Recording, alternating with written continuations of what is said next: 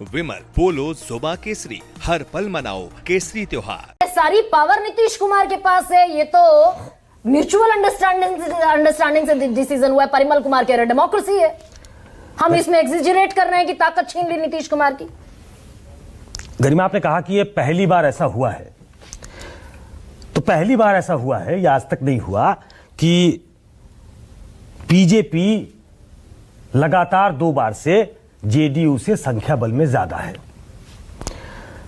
पहली बार ऐसा हुआ है कि Nitish Kumar is on the when, सेहत के हिसाब से कह रहा हूं, और वो पब्लिक में दिखती है कई बार कि नीतीश कुमार पहले वाले फायर ब्रांड, और जिनको चाणक्य राजनीति का समझा आता था कि 20 साल से वो चाहे इस तरफ हो चाहे उस तरफ हो, अब कुछ लोग तो कहते हैं वो इस तरफ उस तरफ नहीं गए, बाकी लोग हैं, क्योंकि वो तो अपनी जगह पे ही थे। तो ये पहली बार हो रहा है कि उनकी सेहत उनका साथ नहीं दे रही है।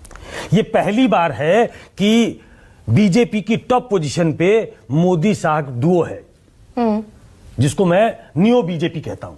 वो अपना पावर शेयर, किस तरीके से पावर शेयर किया जाए, उसमें अपर हैंड चाहते हैं। ये पहली बार हुआ है कि, ठीक कहा आपने, कि 25 से 30 फिर से नीतीश किसी ने नहीं कहा है। ये पहली बार हुआ है। अभी कह रहे थे जेडीयू के प्रवक्ता कि ये तो पार्टिसिपेटरी फॉर्म ऑफ डेमोक्रेसी है और पावर शेयर करते हैं इसी तरीके से। हाँ, वो तो सुशासन बाबू हैं। तो पहले बड़ा हाँ। नहीं, मैं थोड़ा और बता दूं। हाँ। पावर शेयर करना चाहिए, बिल्कुल सही बात है।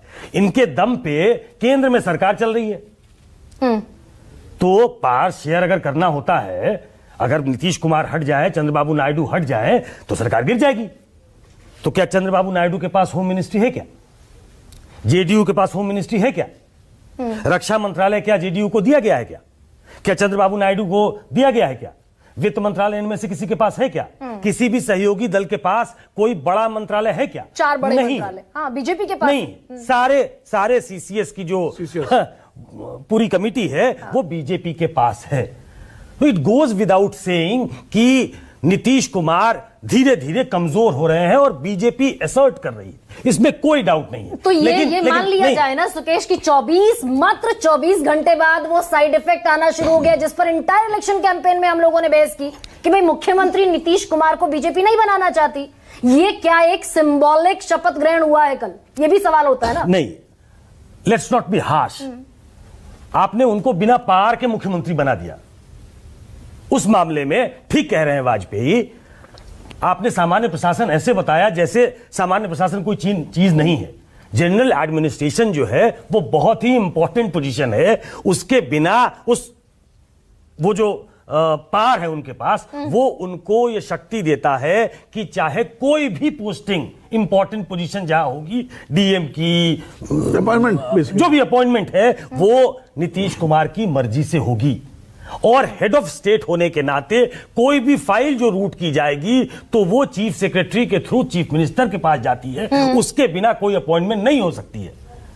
किसी भी, आपने कहा DGP, ADG, all IPS officers, हाँ, वो सुनने में ये लाठी वाला मंत्रालय, लालू जी कहा करते थे लाठी वाला मंत्रालय, और सरकार रोब से चलती है। तो एक ऐसा मैसेज है, पॉलिटिकल मैसेज है, ये पावर तो है लेकिन ये एक पॉलिटिकल मैसेज है कि आने वाले दिनों में बीजेपी का से बढ़ने वाला है।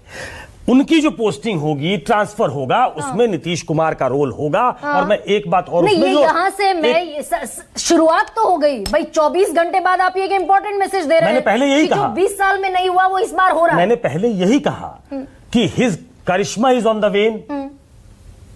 उनका हेल्थ रह को उनके आड़े आ रहा है, और बीजेपी के लिए ये पब्लिक में न कहें लेकिन बीजेपी के लिए चिंता का सबब है कि नीतीश कुमार पहले वाले नीतीश कुमार नहीं है, जो एक 5 में, 10 में, 15 में और कमोबेश 20 में भी हुआ करते थे, वो 25 में नीतीश कुमार नहीं है। उन्होंने जो एनर्जी दिखाई कैंपेन के दौरान और उसका जो पॉलिटिकल डिविडेंड मिला, उसकी वजह से वो मुख्यमंत्री, बीजेपी उनको वहां से रिप्लेस नहीं कर पाई, डिस्प्लेस नहीं कर पाई।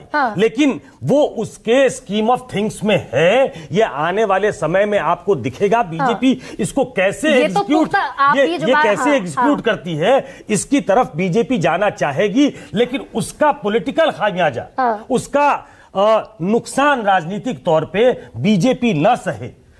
बीजेपी, माफ कीजिएगा, जेडीयू नीतीश कुमार मतलब की आप जो ये सर एक जो सेकंड कोर कॉन्स्टिट्यूएंसी नहीं, एक सेकंड, एक उसके सवाल साथ खेल नहीं करना चाहती। ये हम लगातार इस पर बात करते रहे। बीजेपी दरअसल जोखिम नहीं लेना चाहेगी कि नीतीश कुमार को हार्शली रिप्लेस कर दे, क्योंकि वो ये मानकर बैठ रहे हैं भाई नीतीश कुमार ऑलरेडी अशक्त हैं, असक्षम हो गए हैं, सेहत उनका साथ नहीं दे रहे, धीरे धीरे वो खुद रिप्लेस हो जाएंगे और जो वोट बैंक है नहीं छिटकता दिखेगा, नीतीश का वोट बैंक भी बीजेपी के पास आ जाएगा। आप ये कह रहे हैं कि ये जो आज बदलाव हुआ इसका कोई इंप्लीकेशन, कोई साइड इफेक्ट नहीं बनता दिखाई देगा? अरे इतनी देर से मैं यही तो बता रहा हूं कि इसका साइड इफेक्ट होगा। इसका साइड इफेक्ट होगा और इसको बहुत चालाकी से, और जो टॉप पे पोजीशन पे बैठे हुए लोग हैं उन्होंने बैठकर एग्जीक्यूट किया है।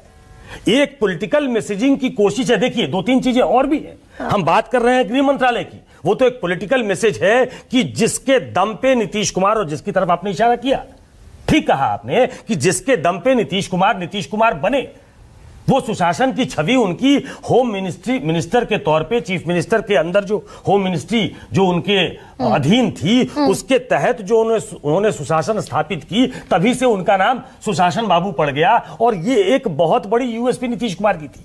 वो धीरे से बीजेपी ने अपने साथ कर लिया है। ये अभी एके वाजपेयी कह रहे हैं नीतीश की मर्जी के बगैर थोड़ी हो गया होगा।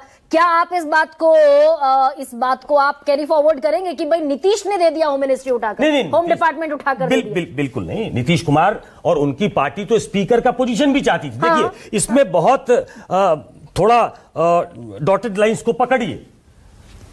हाउस में स्पीकर पहले जेडीयू का हुआ करता था, जब छोटी पार्टी हो गई तो बीजेपी का हो गया।